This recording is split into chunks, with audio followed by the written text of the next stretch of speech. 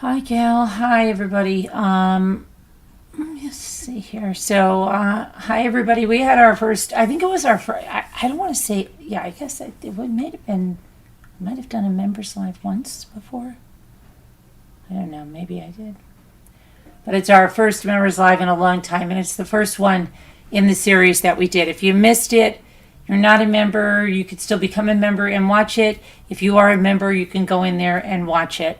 I think it was like an hour and a half or something like that, I'm going to say. Because I had to go pick up my daughter after that, and tomorrow I've got an early day, so I'm going to do this and then go on. And maybe I'll do a short or something from the road if we see something nice, and then we've got something planned for Sunday, so that'll be nice. Now, let me see over here. Where are we? Erik Menendez was denied parole. Was it 36 years after the murder? I don't know if that's shocking to a lot of people.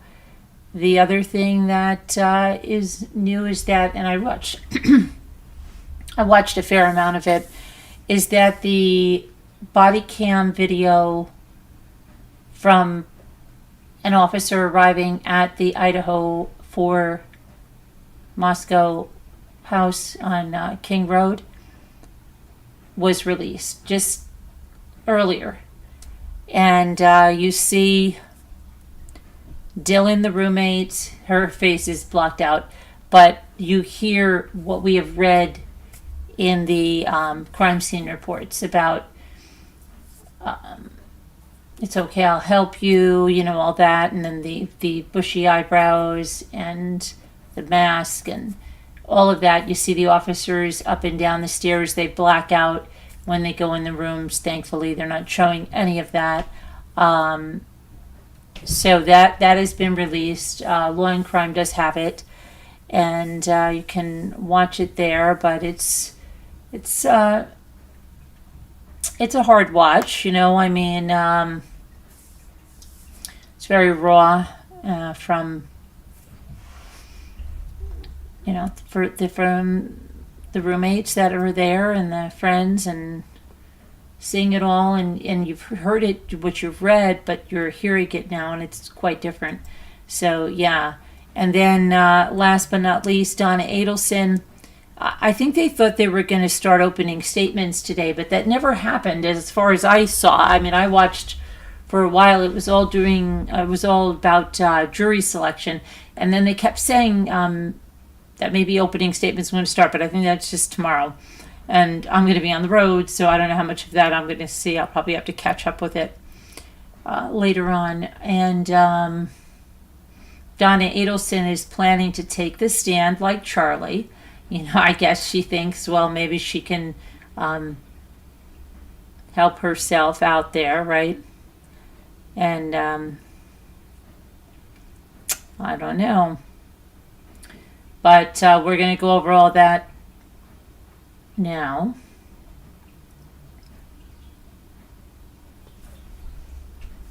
Okay, let's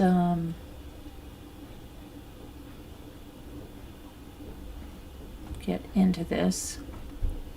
Hello, Gail, Linda, White Angel, Nightbot, Little Larry, Mo with the gimpy leg, Susie, Yawn.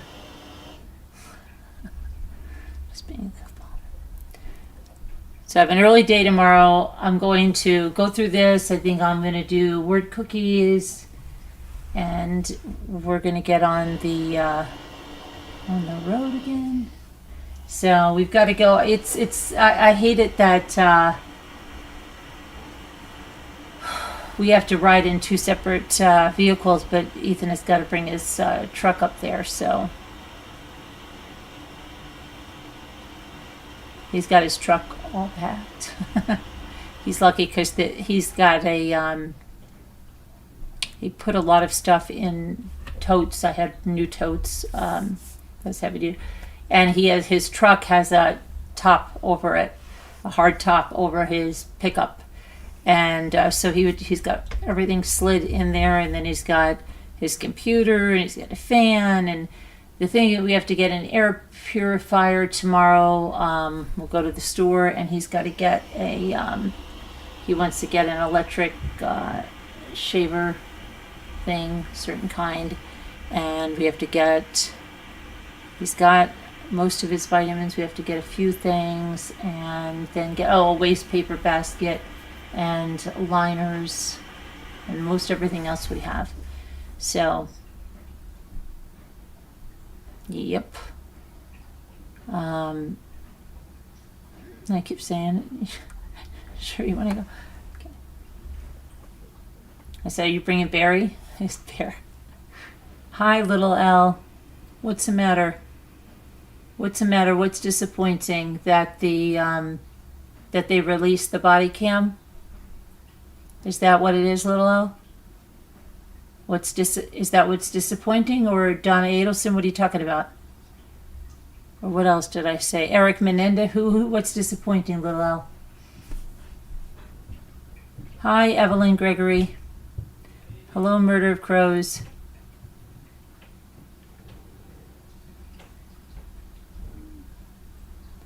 I don't know what's disappointing for little L. What thing is disappointing, little L? What's disappointing? I don't know. It's disappointing that he's not getting out. Did you think he was? See, I don't think they're getting out. I don't know. I didn't think that he was. But anyway, let's go in with that, I guess. We'll go in with Erik Menendez.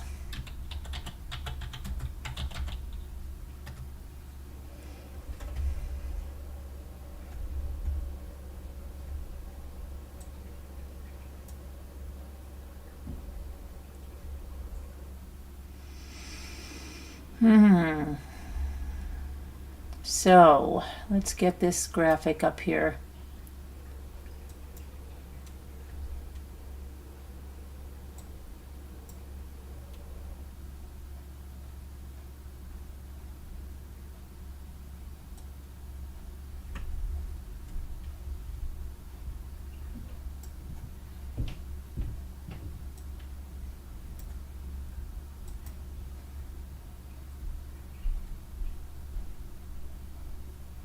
Now, is Erik married? I know the other one was married, but he was like divorced.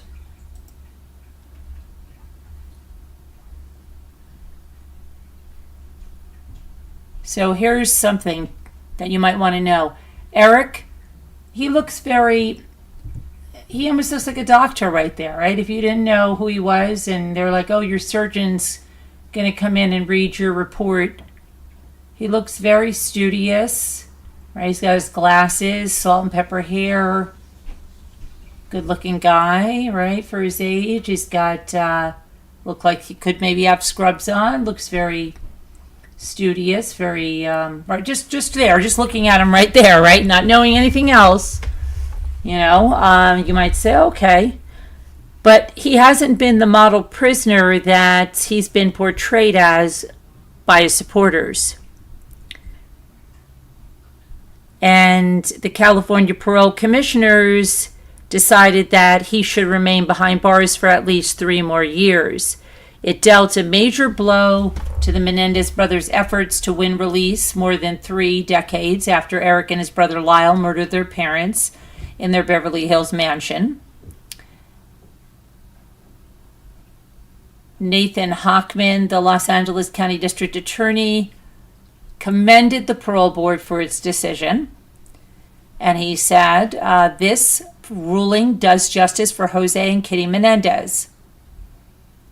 For decades, the Menendez brothers have advanced a false claim of self-defense, alleging they feared their parents were going to kill them.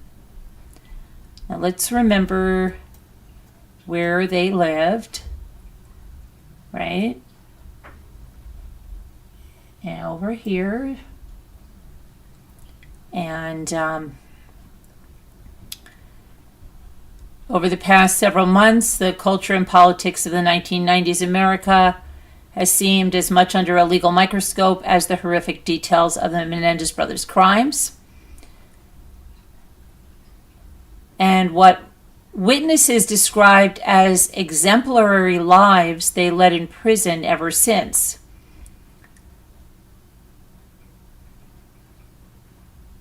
In court, their lawyer, Mark Garagos, often invoked the criminal justice policies of the era, punitive long sentences and laws that mandated harsher sentences for repeat offenders, increasing the prison population, and he argued that under today's mores, the brothers merited a second chance. Now, back in 1989, the two brothers rushed into the den in their family's mansion in Beverly Hills in the summer of 1989, and they used shotguns to kill their parents, Jose and Kitty. When the brothers went on trial for the first time in 1993, the city was still reeling from the deadly riots that followed the acquittal of the police officers in the Rodney King case. The first trial was one of the first to be televised gavel to gavel to a national audience and foreshadowed the public's obsession with the O.J. Simpson trial and the explosion of true crime programming today. The brothers were tried together, but each with his own jury. They asserted they had been essayed by their father and had killed him out of fear. Neither jury could reach a verdict, and a mistrial was declared. By the time a second trial began, in 1995, the judge changed the rules, banning cameras in the courtroom, limiting the testimony about SA. The changes were seen at the time as a reaction to acquittals of Mr. Simpson and the officers in the Rodney King case. Without being able to consider a lesser charge of manslaughter as the jurors could in the first trial, the jurors convicted the brothers of murder and effectively sentenced them to life without parole. A federal court of appeals judge suggested that the rules were unfairly changed to improve the chances of a conviction.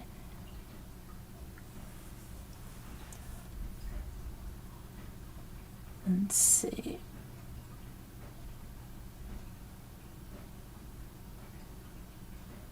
The presiding commissioner of the parole panel that handed down Thursday evening's decision on Erik Menendez said that he had not been the model prisoner that his supporters suggested.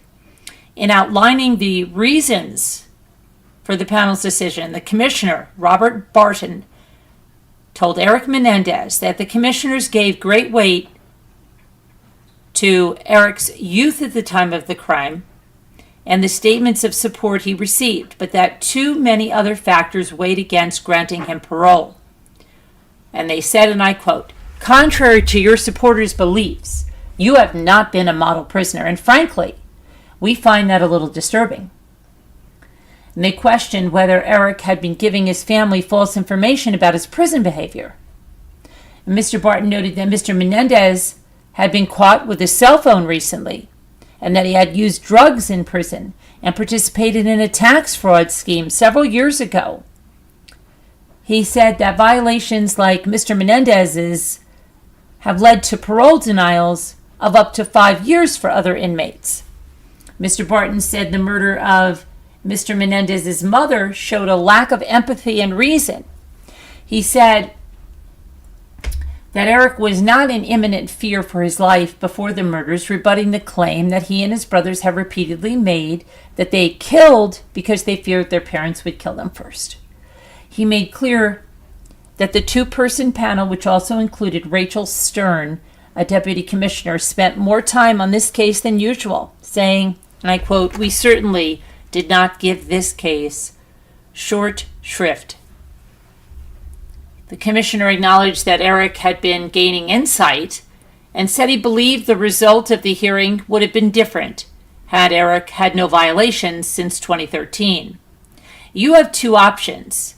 One is to have a pity party, and then you become a self-fulfilling prophecy, probably not getting granted next time, or you can take to heart what we discussed.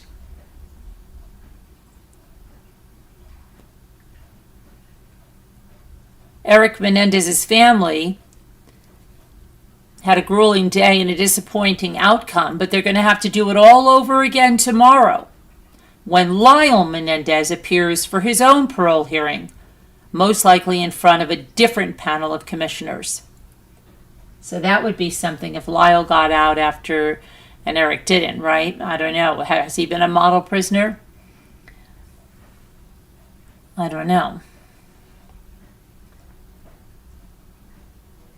Erik could get another shot at parole in 3 years. His best shot at being released before that would be a separate legal proceeding known as a habeas petition. That case is in front of a Los Angeles judge, with lawyers arguing that new evidence of SA by the brother's father, Jose Menendez, justifies a new trial. After being denied parole, Erik Menendez still has other pathways to freedom. Mark Garagos, let's see, Mr. Garagos. Mark Garagos, where are you, Mark Garagos? Get over here. Right there you are.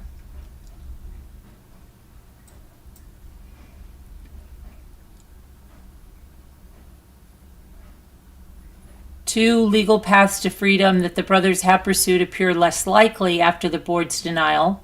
One has been the parole through resentencing. The other is a clemency petition put before Governor Gavin Newsom of California. But there is yet another possible legal pathway to freedom for the brothers. Lawyers for the brothers have filed what is known as a habeas petition, and that's a vehicle for challenging unlawful detentions. Under the habeas petition, the brothers are arguing that two pieces of evidence discovered in recent years would have changed the outcome of the trials that led to their conviction.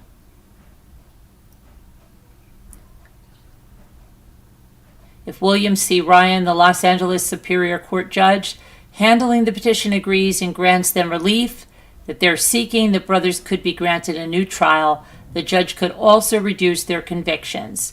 Several years ago, a journalist called Robert Rand, who has reported on the Menendez brothers for decades, uncovered a letter that Erik wrote when he was 17 to his cousin Andy Cano, describing years of SA by his father Jose and Erik's fear of him.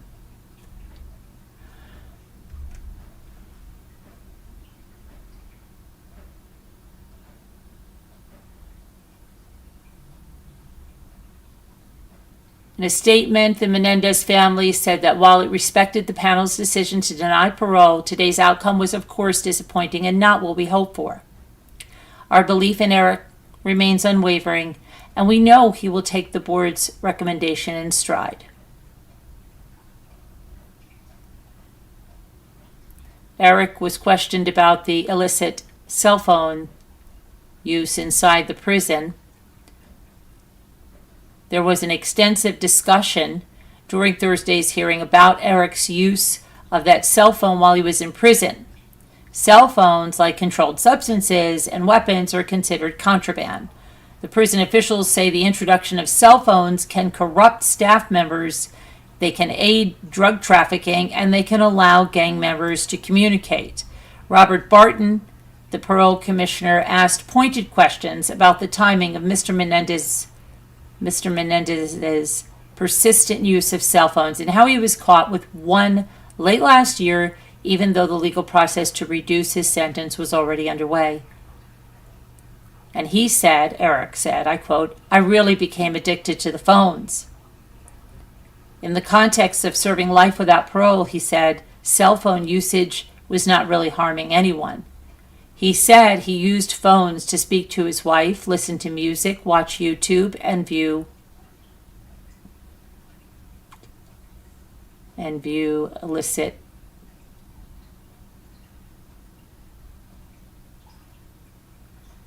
pornography stuff, you know. He added that when he realized he might have a chance to get out, he said he told himself, I can't be doing this. Still, he said he knew 50 or 60 people that had phones. They were just available. He added that phones, which were commonly sold among inmates, presented an opportunity that he might as well take. The phones were going to be sold, and I longed for that connection, he said.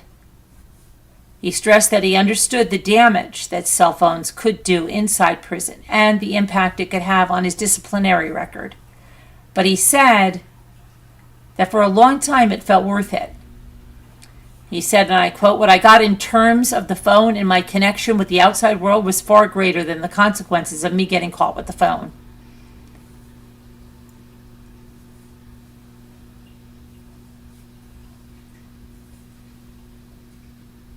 In denying parole, the panel also pointed to Erik's criminal history that started with residential burglaries as a teenager, before the murders. Robert Barton said he gave weight to the fact that Menendez lied after the murders, adding that he still represented a risk to public safety.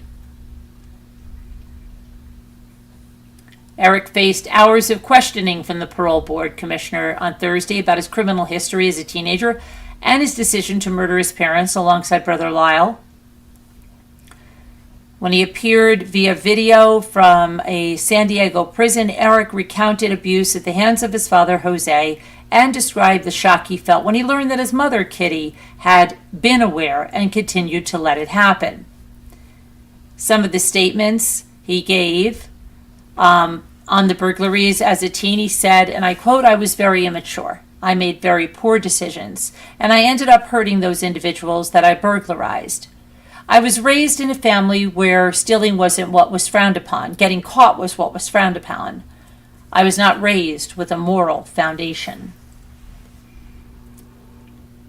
On the purchase of guns, he said, and I quote, my purpose in getting the guns was to protect myself in case my father or my mother came at me to kill me, or my father came in the room to arm me. On killing his mother, he said, and I quote, it was the most devastating moment in my entire life. He talked about the moment that his mother told him she had known of his father's abuse. He said it changed everything for me. I had been protecting her by not telling her. That's when he began to see both parents as responsible.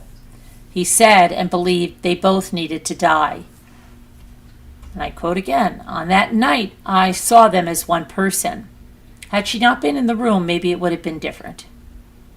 On reloading of the shotgun, the brothers had fired several rounds at their parents, and then they returned to their vehicle. They reloaded their weapons, and they went back inside and opened fire again. Erik said, and I quote, I wish to God I did not do that. On using the cell phone in prison, he already said what I got in terms of the phone and my connection with the outside world was far greater than the consequences of me getting caught. And in closing, this is what Erik said, and I quote, I just want my family to understand that I am so unimaginably sorry for what I have put them through from August 20th, 1989 until this day and this hearing. I know that they have been here for me and that they're here for me today, but I want them to know that this should be about them. It's about them. And if I ever get the chance at freedom, I want the healing to be about them. Don't think it's the healing of me. It's the healing of the family. This is a family tragedy.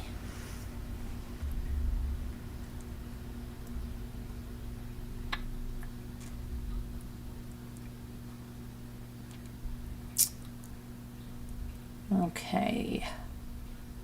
So yeah, that's Erik. Now Lyle goes up tomorrow. Who thinks Lyle's going to get parole? Does anybody here think that Lyle is going to get parole? Let me, hi Snow Remover, hi Little Lighty, hi Christine. Okay, let me take a poll. We'll start a poll.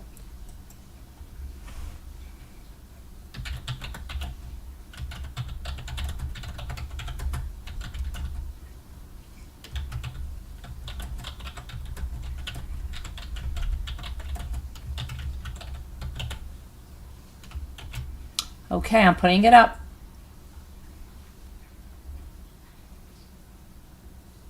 You can vote yes or no, yes or no. Hit the likes, share the video, pass it around, sprinkle it around.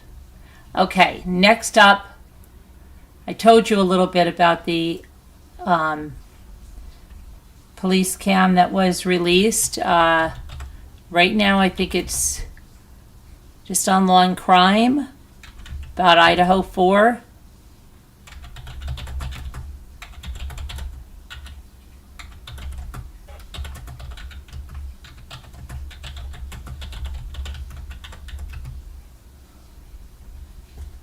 Okay, let's go over here.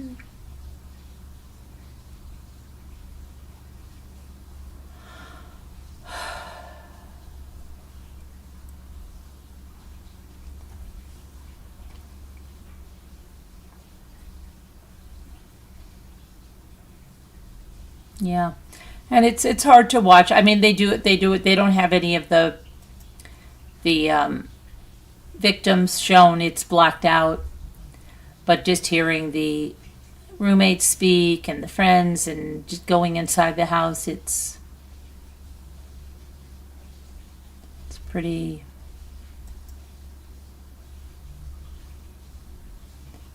strange. I mean, and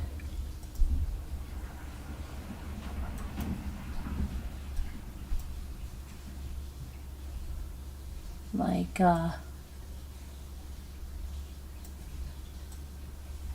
you'll see them like going up there, the stairs, or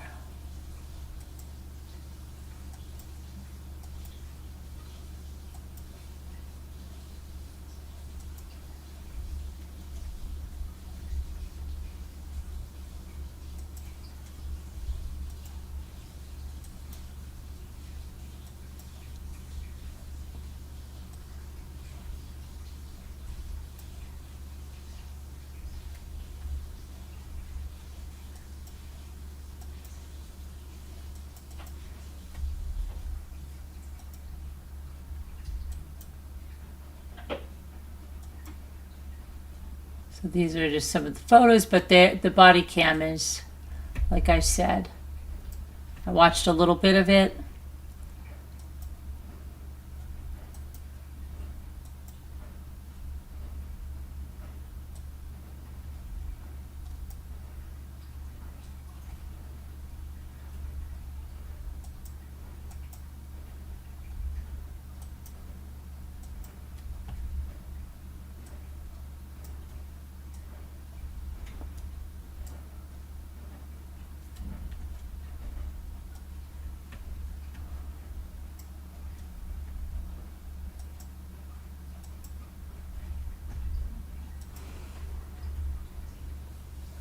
Okay, let's see here.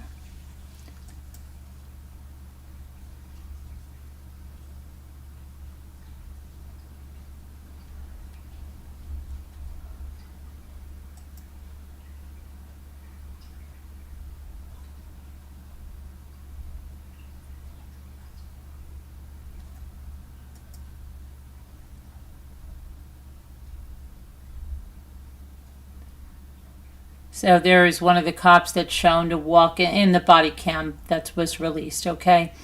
Walking the dog Murphy out on his leash.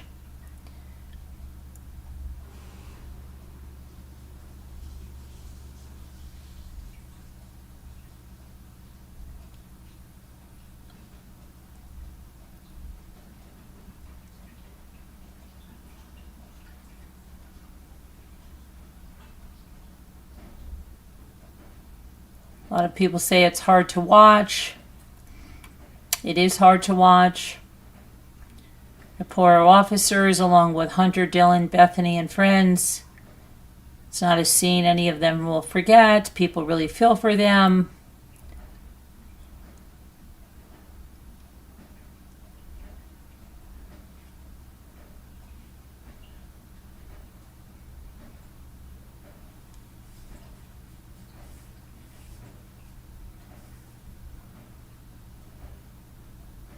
Let's see here.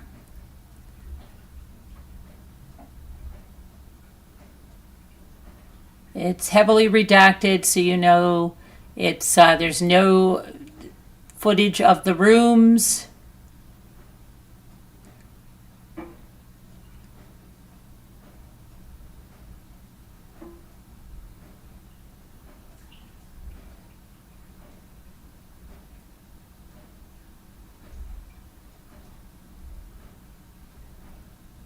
And like I said, there will be body cam released for every officer that was on the scene. This is only released for the one officer.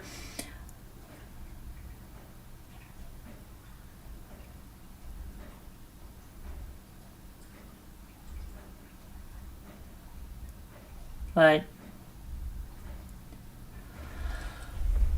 people are glad that it's been released, heavily redacted.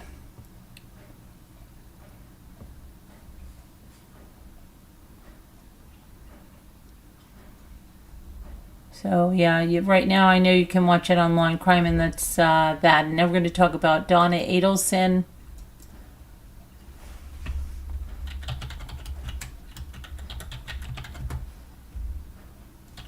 She's going to take the stand in her own defense.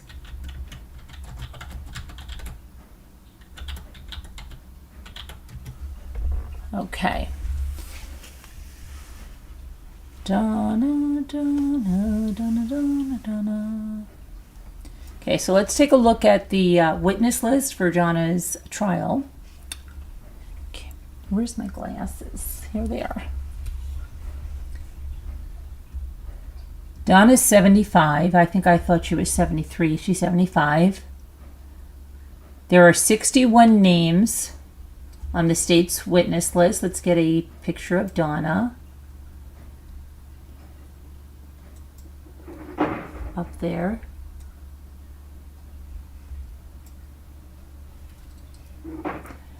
So,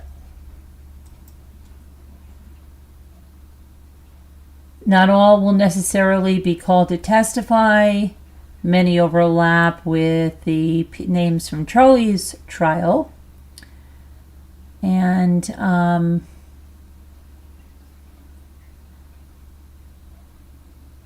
what we got here. Now here's some new names, okay? Rob Adelson. Remember I told you the estranged son of Donna and Harvey? He's the oldest brother of Charlie and Wendy. And he was on the witness list for Charlie's trial, but he never got called to testify. He's a physician in upstate New York. He sat for an on-camera deposition in 2024, the transcript of which was briefly made public because the clerk of court failed to seal it. Donna's defense filed a motion in limine concerning Rob's testimony because, according to Donna's then attorney, Dan Rashbaum, who was Charlie's attorney, Rob made a series of admissions in which he described his mother as very sharp and not someone who is gullible or could have the wool pulled over their eyes easily. Rob also made mention in his deposition of an unnamed racial slur that Donna made. Rob also stated that Donna puts her interests ahead of everyone else's.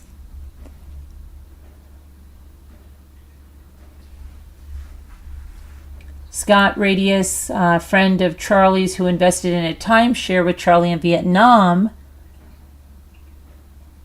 Donna called him for advice when planning her trip to Vietnam in the days after Charlie's conviction. It's been speculated that Scott Radius tipped off law enforcement about Donna's travel plans. Oh boy.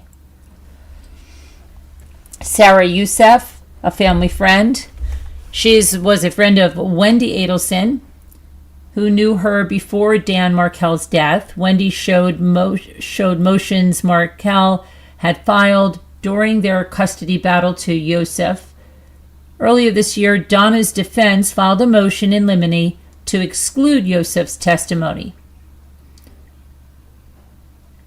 A copy of the deposition shows that Yosef recalled a 2014 birthday party held for one of the kids not long after Dan Markel's death, during which she overheard Donna say, "They're talking about him like he was a beloved professor. But you know something? He was a jerk." Yosef thought it was odd because Markel had just died and believed Donna's statement conveyed an outsized and inappropriate anger, considering that Dan would never bother anyone again. Yosef also said that she believed Donna, Charlie, and Wendy were guilty of conspiracy to commit murder and soliciting someone to kill Markel. Interesting. Francis Magbanua, the go-between's brother, Catherine Magbanua's older brother Francis, is reportedly raising the two children that Catherine shares with Sigfrido Garcia.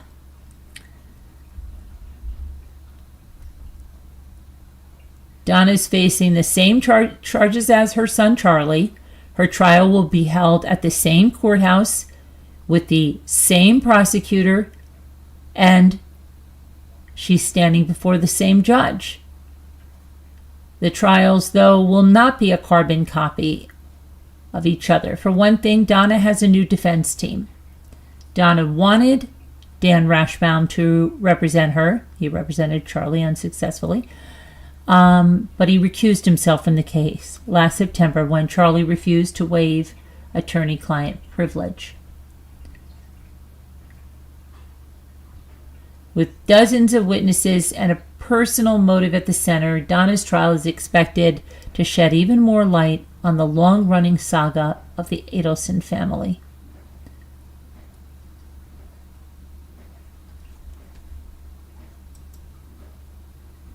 Okay, now we're still diving.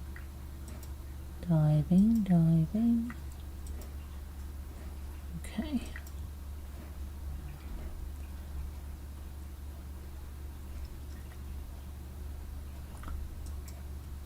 Opening arguments are to begin tomorrow morning.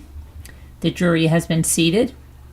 3 days of individual and group questioning of a jury has allowed a jury to be selected for Donna Adelson's trial.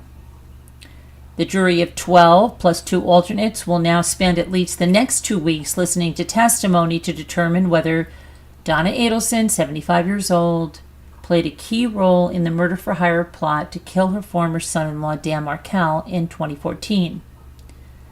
8 men, 4 women are on the main jury, and 2 more women are selected as alternates. The jurors come from diverse backgrounds. Among the selected are a married truck driver, a single nurse, a retiree, a local business owner, and a project manager. More than 100 jurors made it to the second round of questioning, but most of the proceedings on Thursday focused on the first 21.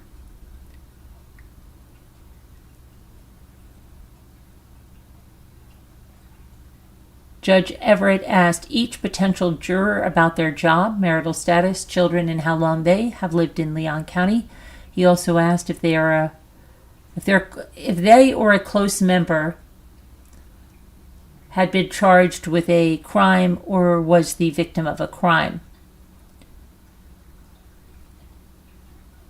Assistant State Attorney Georgia Kappelman then engaged in a question and answer with the jury pool. She asked who considers themselves a natural leader. She also noted some might be shy to take part in a jury, saying, "Do you find this setting a little intimidating? Is there anybody that feels like I couldn't make a decision?" Discussion ranged from the state's burden to prove beyond a reasonable doubt to whether undercover law enforcement agents are necessary Cableman also asked potential jurors, can a killer look like a granny? Can you keep an open mind that a grandmother could be a killer? Adelson's defense attorney Josh Zellman addressed the potential jurors after that. He started with a quick discussion of implicit bias and the tendency for folks to make quick judgments based on how someone looks or the clothes they wear. He asked the jurors about their first impressions of his client. Did you wonder to yourself, I wonder what she did, or I wonder what she's accused of? Zellman asked if the potential jurors are naturally skeptical and if the state's theory can be wrong. By a show of hands, does anyone think that the state could make a mistake? Later on, several jurors mentioned the state wouldn't spend 10 or 11 years if they didn't believe in her guilt. The defense team took the time to ask about a so-called jailhouse snitch and whether someone who provides testimony as an informant inside the jail. Zellman asked the potential jurors how they could tell someone like that was being honest, or if it's fair. Should the state offer that informant something in exchange for their testimony?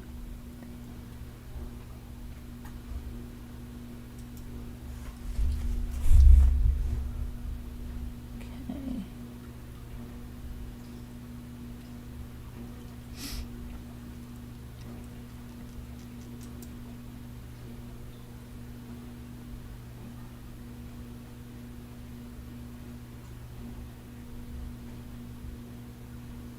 Where did I just...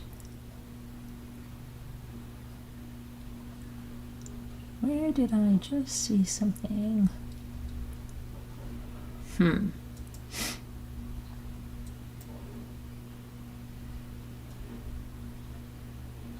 Donna is expected to testify in her own defense. Donna.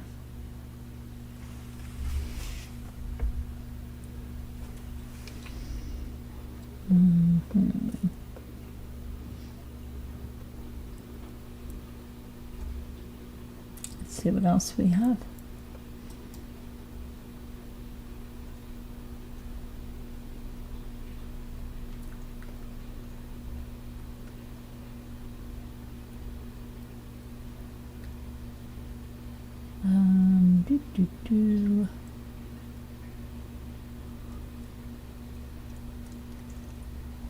So yeah, opening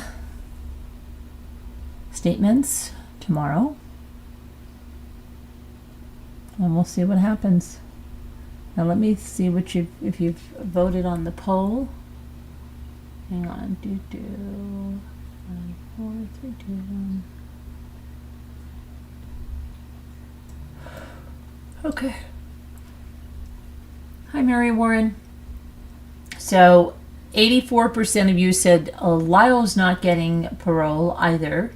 16% said yes, he is. Hello, Heart Made Wise. Mary Warren. So are we ready for word cookies? Yes, we are. I've got a big day tomorrow. Okay.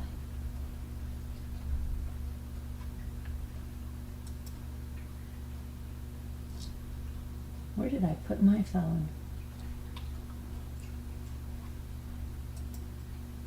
What's on the charger? I hope.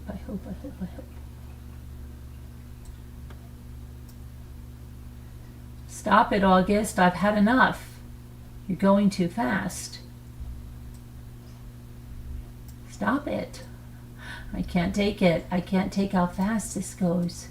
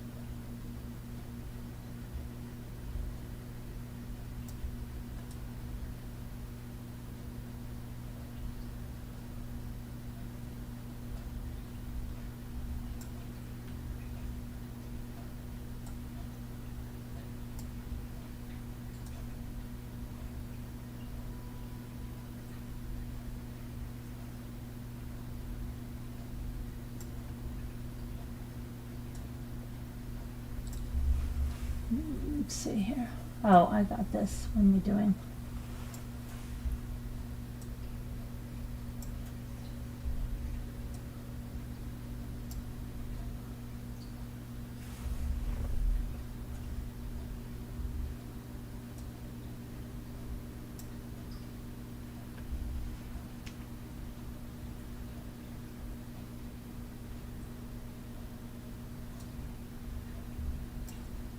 Oh, I did that whole thing with myself. I didn't look at the chat at all.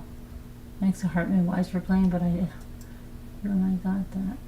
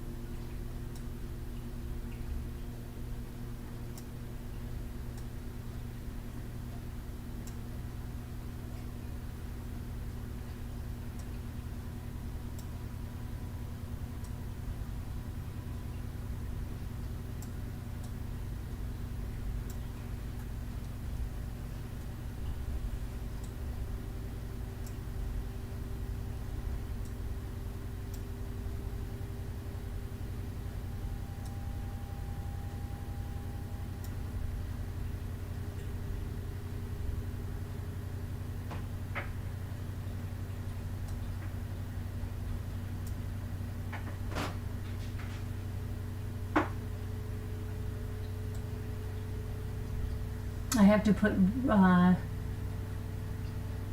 Ethan's blanket in the dryer, so I have to stay up till then, so you guys have to play with me until the washer goes off.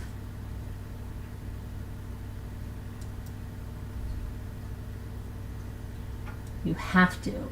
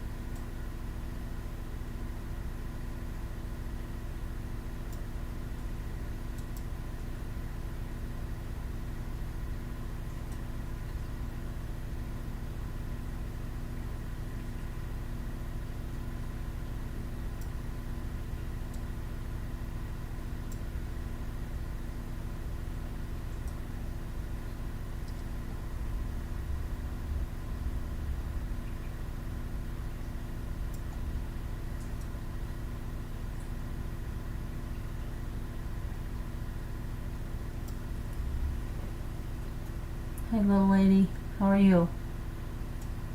Halo heart, okay. What is this one? I just gotta get the one on top now. I gotta get the one on top now. Handheld? Handheld? Handheld.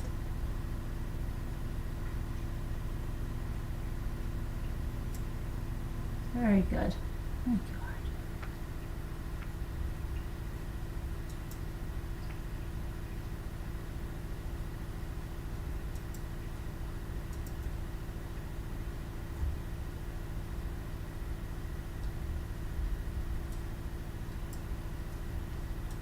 I'm gonna wait for that. I've got to wait for that dryer.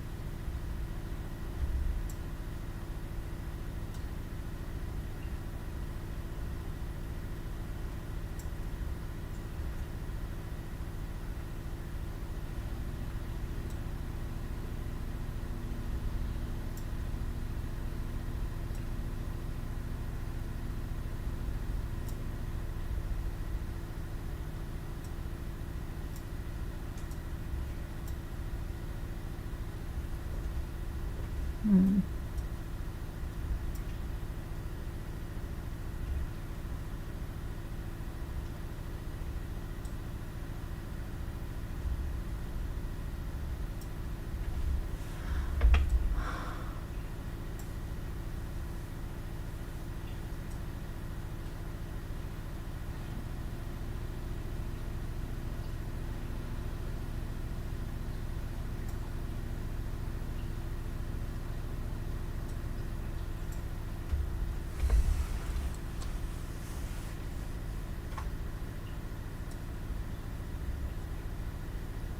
Clock.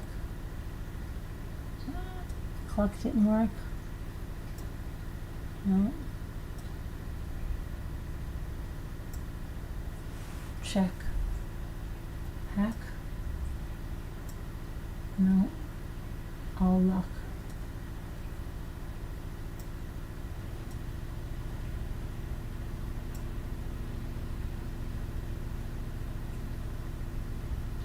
Deuce.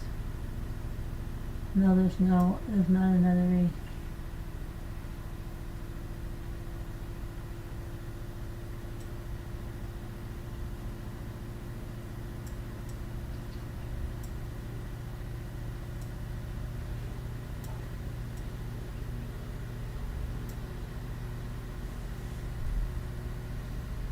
Hmm.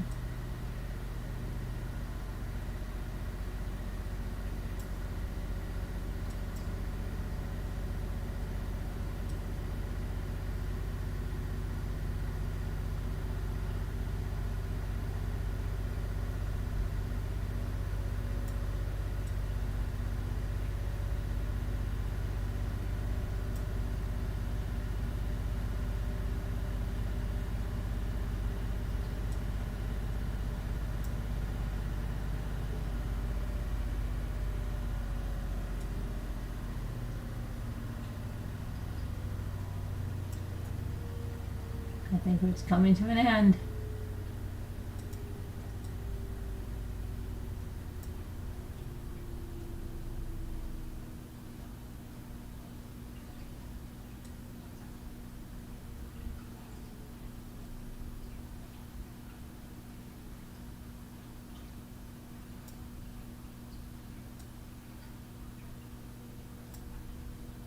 Deck, Mary Warren says. That sounds right. There it goes. Clucked.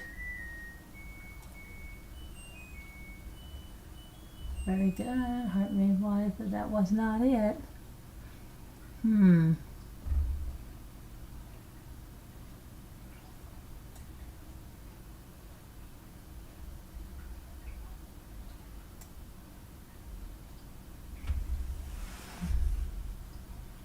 Hold on a minute. I've got to go put that in the dryer. Just 1 second. Hi, Murdered Crows. Hold on. I'll be right there. Wait a second. Make sure that I don't fall asleep while I'm doing this. Come on. Got to put this in the dryer.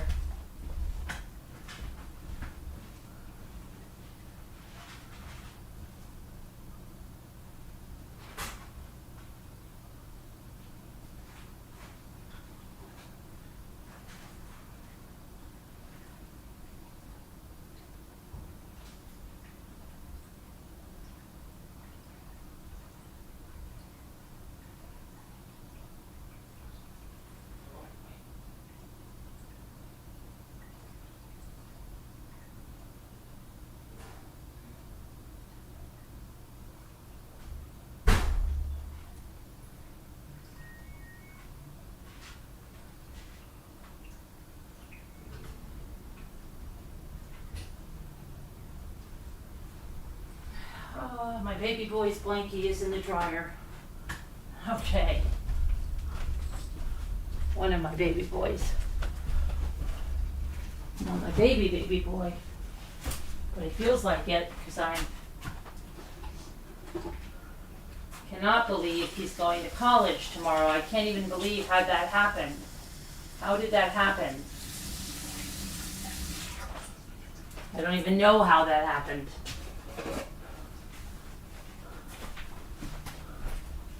Okay.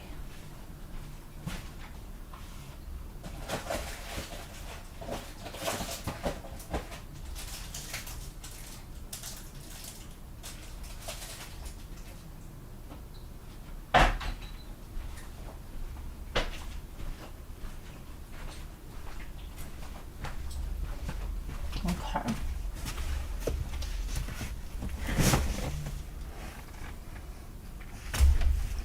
Okay, held, you said?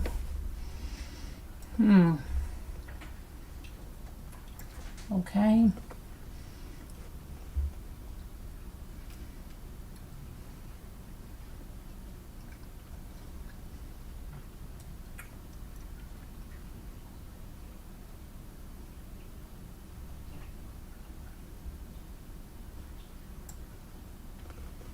There we go.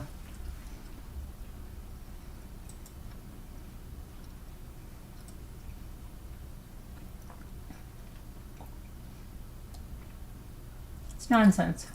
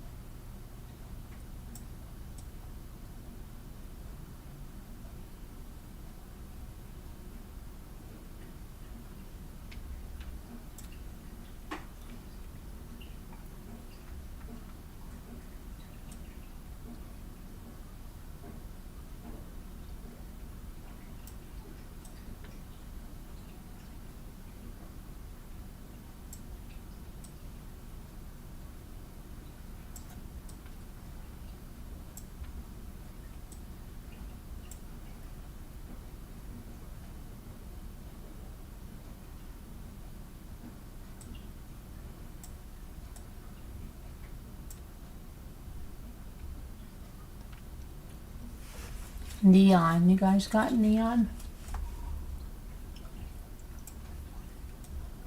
Good. Good, good, good.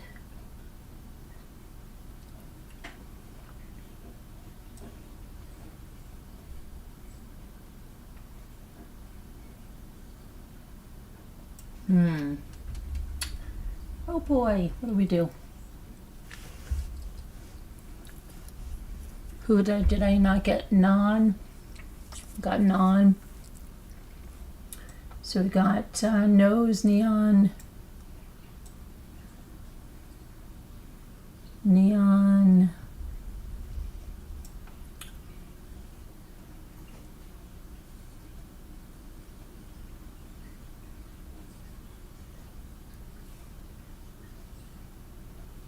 eons. We got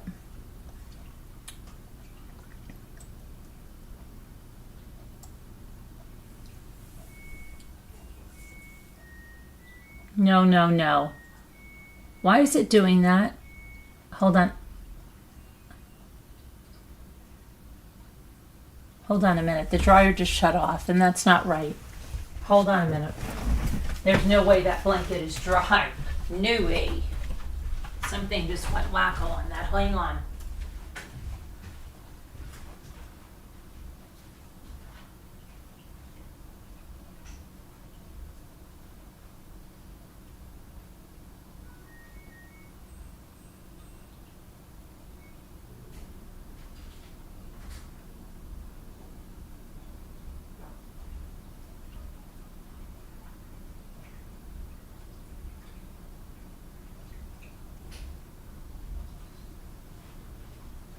I forgot to put it on bulky bedding. Silly me.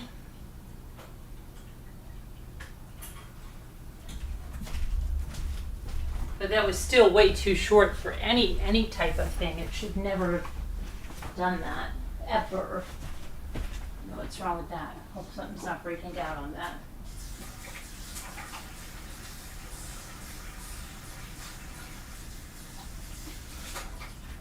Better not be.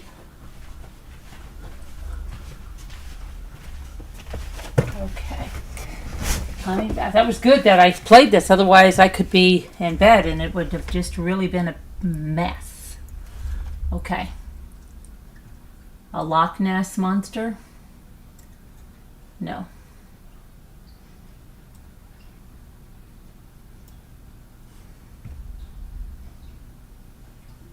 Nose. Perfect, thank you. Herd of crows. And then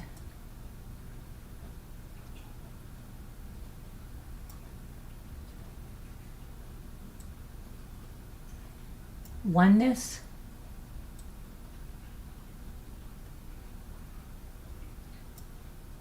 Perfect. Murder of crows to the rescue.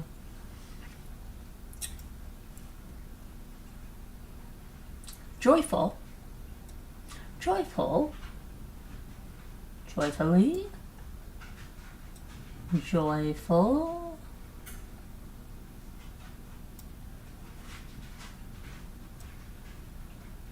Foul. You. Full. Fully. Jolly. Jolly old St. Nicholas. Okay,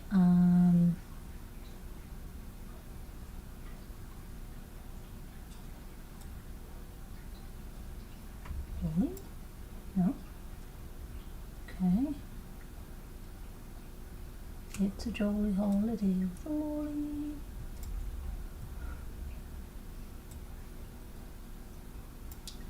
Joy to the world.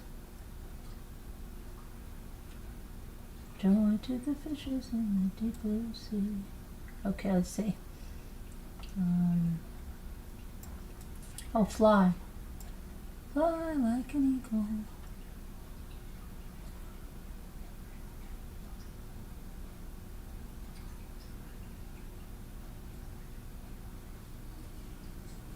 Fall.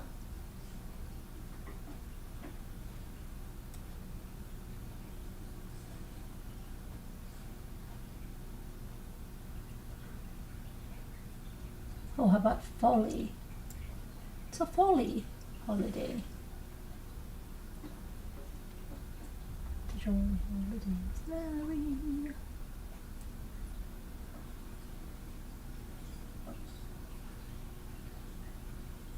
Joyful, joyfully.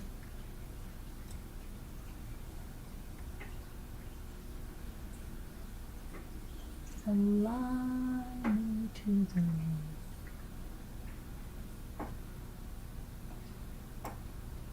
Foully.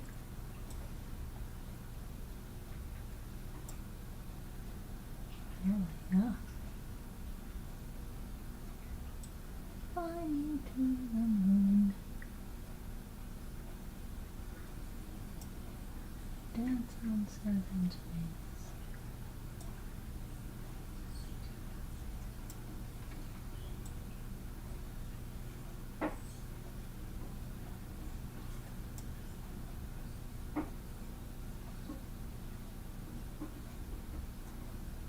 What's this other one here?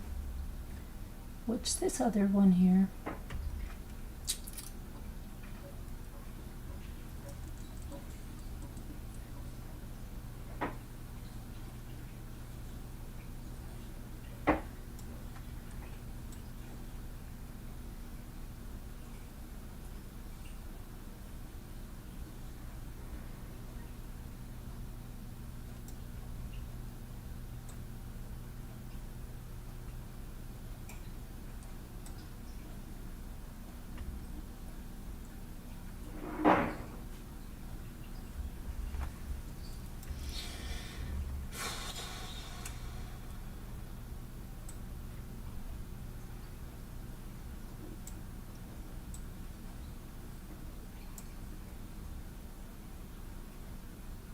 July. I wish it was still June, but everything else was done.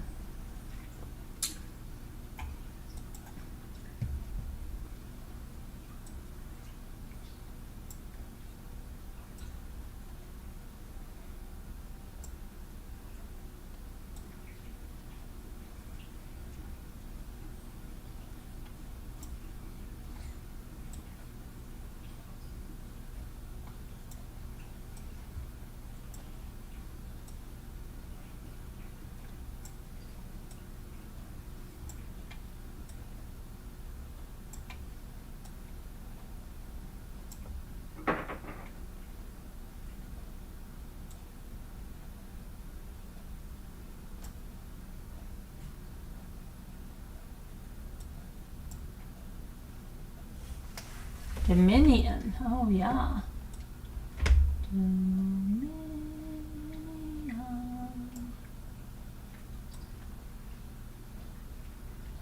Domino. Oh, domino.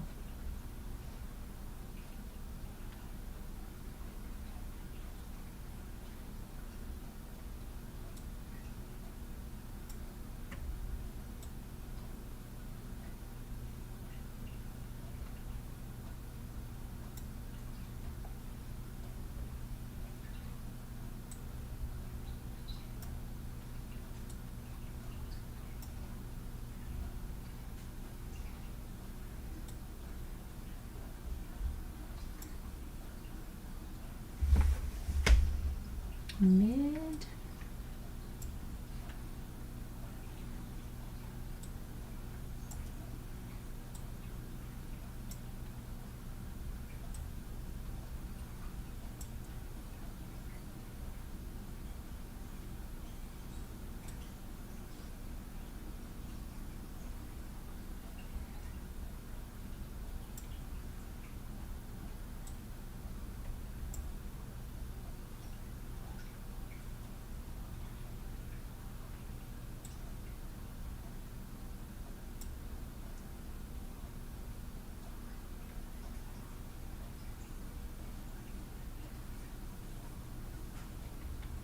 June.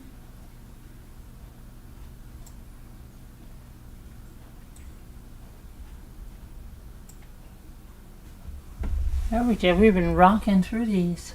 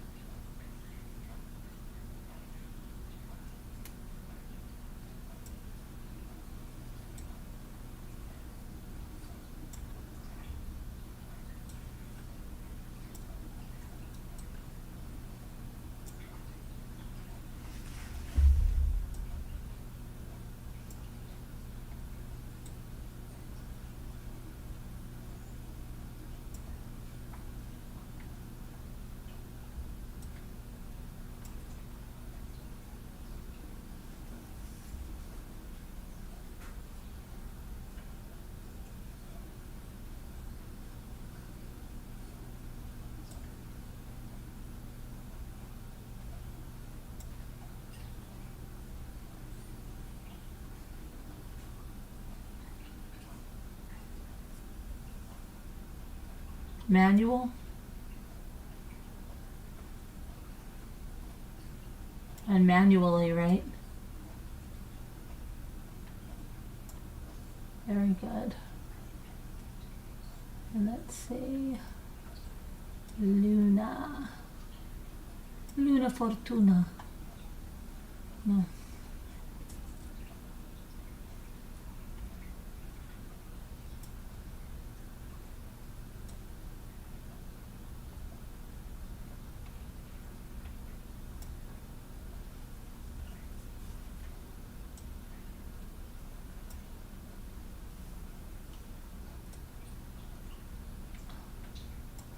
Llama.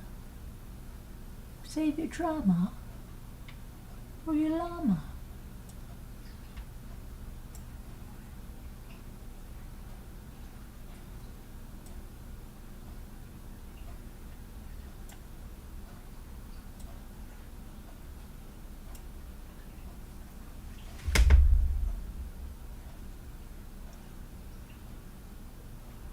Manly. That's what Laura called Almanzo. I can't say. I couldn't take that. Could not take that.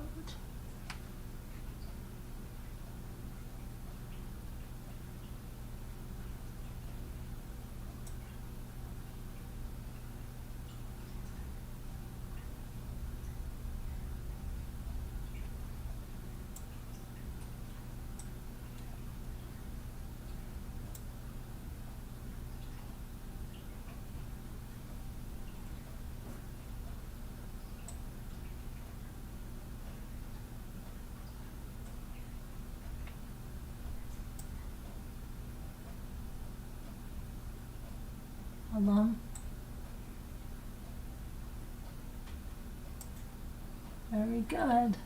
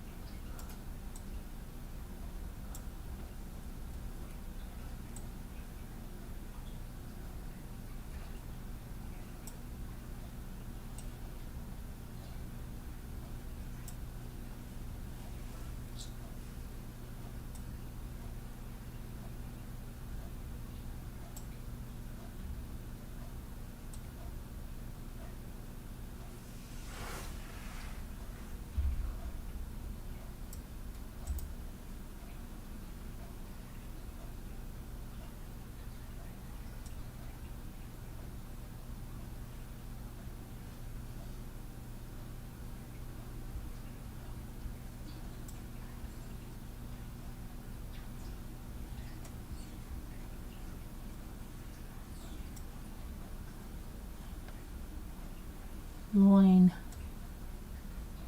Okay, right. Outline good.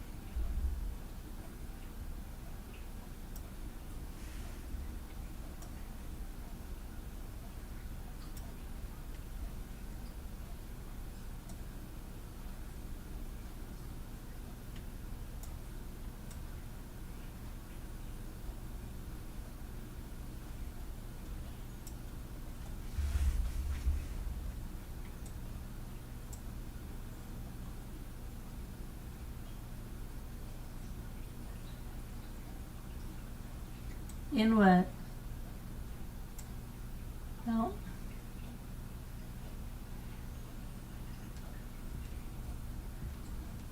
Untie I have.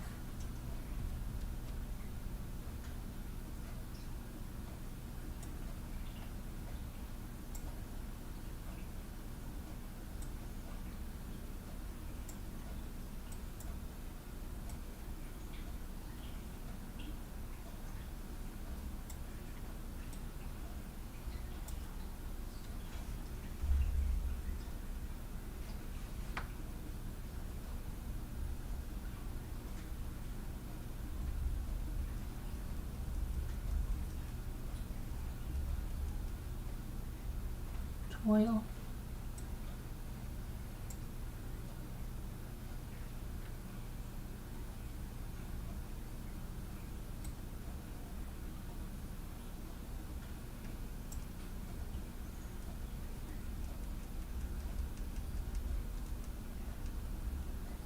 Note. Okay.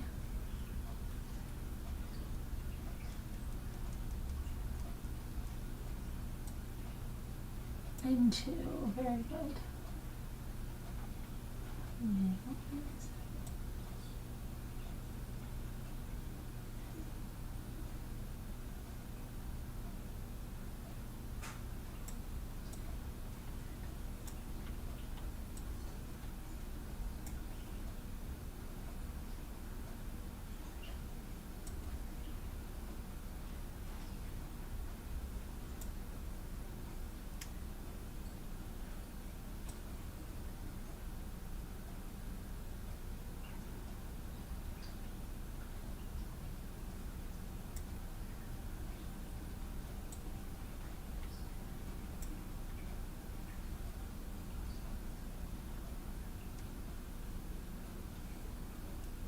What's this last one? Lion?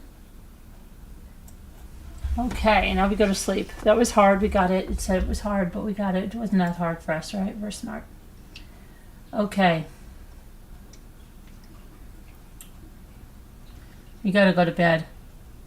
All right. I love you guys. I'll check in with you guys. Prayers for all that need them. Prayers for Scooter's dog. I think I said something about that. And I love you guys. God bless. Prayers for Scooter's dad. Prayers for all that need them. We'll see you. Prayers for Marianne. Everybody. See you guys. Love you.